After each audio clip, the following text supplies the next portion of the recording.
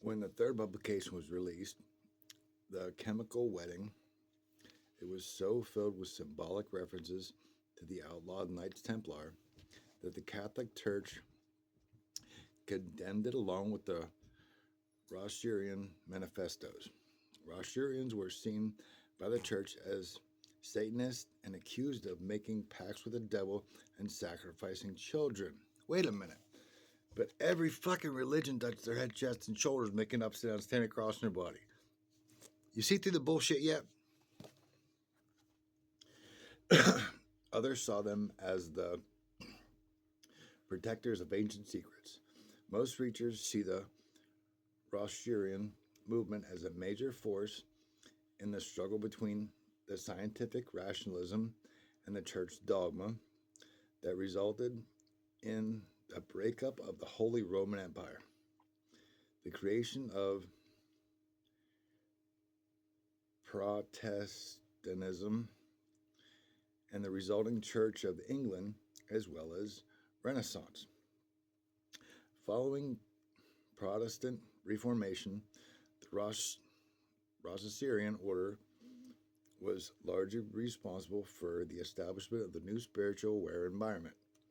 People discovered that the apostolic history of the Roman bishops was a fraud and that the church had deliberately sabotaged the story of Jesus.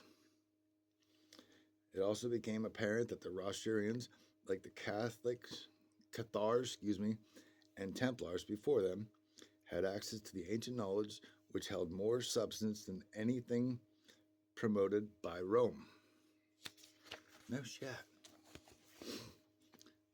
Ironically, the Rosarians, scientists, astronomers, and mathematicians, navigators, and architects became victims of the vicious Protestant establishment.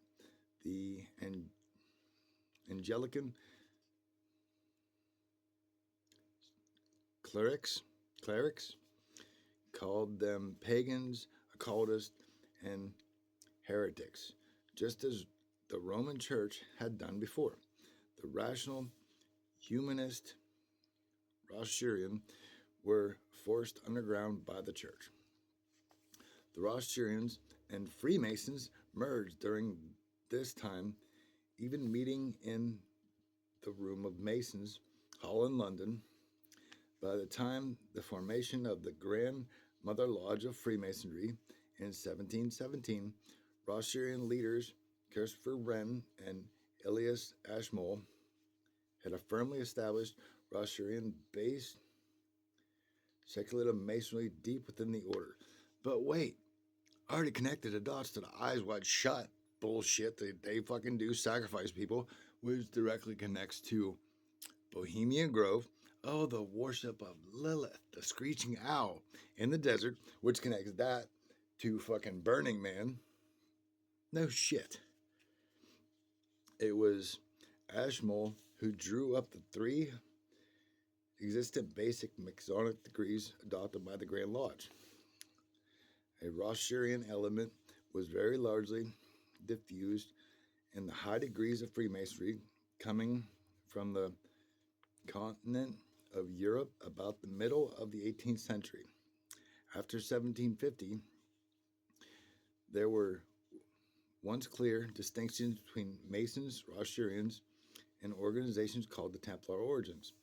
All groups became so intimately entwined as to seem virtually one and the same. Are they breaking down more of the movie that this book literally just said? Divergent and the different sects? Go fuck yourselves. You fucked it all up, people. The same doctrine of Rosarians play another the enigmatic pseudonym Magnus Incognito, Anonymous, who was the shadowy figure cloaked in silence, walking the liminal corridors between the known and the arcane, a man, certainly a mystic, unquestionably, but more than that, Magnus Incognito was way a way shower for those prepared to undertake the inner journey, a silent initiate in the ancient mysteries whose footprints vanish behind him as swiftly as they are revealed. Through historical records may lack precision, the esoteric lineage speaks clearly. Magnus Incognito was a name whispered in quiet libraries, invoked in candlelit study circles, and revered in the secret chambers of the Hermetic Brotherhoods. Many scholars have, with reasonable certainty, identified him as William Walker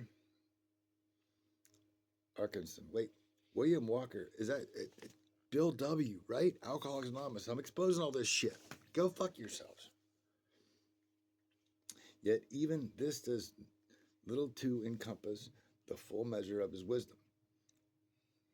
Atkinson, lawyer, publisher, editor, yogi, and occultist, was a polymath of spirit and intellect behind a staggering volume of spiritual writings, often cloaked under mythical pseudonyms. He transmitted teachings from both East and the West, becoming a bridge between worlds at a time when the modern soul most needed guidance. Yeah, that's bullshit. Like, I see through all your shit. I called it out. I've been tracking this whole shit. I even went to Dr. Bob's house, you dumb motherfuckers.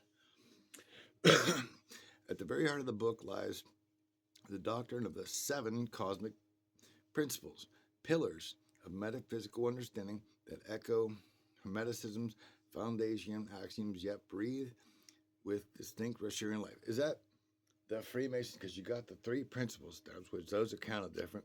Then you got the 5 senses, and then the 7 liberal arts. They're talking about the liberal arts, aren't they? And that's, wait, what's that? Oh yeah, that's this book.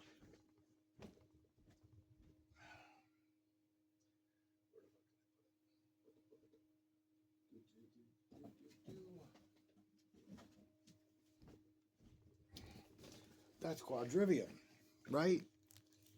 Huh. But they went deeper because it's 7, not 4, right?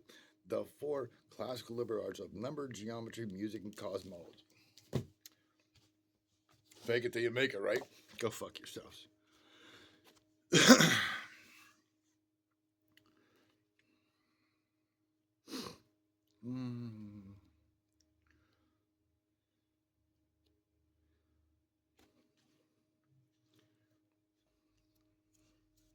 Okay.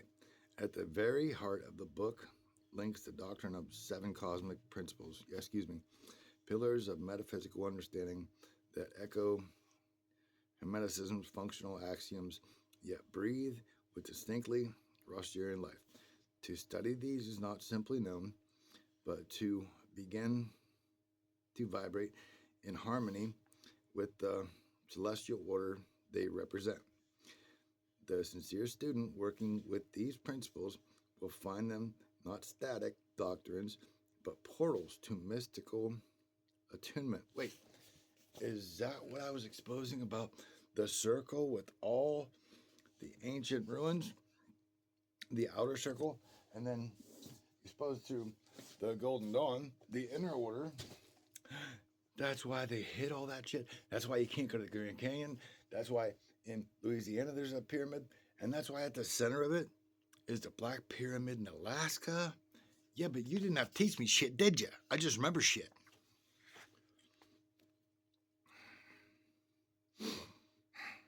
The second chapter moves beyond theory into the luminous river of esoteric anthropology. The soul is revealed not as a theological abstraction, but as a traveler. The Freemason traveler coin? No shit. A divine spark moving through cycles of incarceration and return.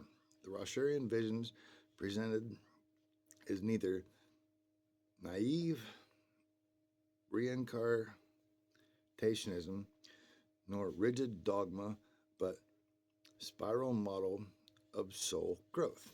And we're going to stop there because I got to keep you limited on time. But if you understood that connection I just read, but a spiral model of soul growth, like that's a representation That's, excuse me, an indirect connection to DNA.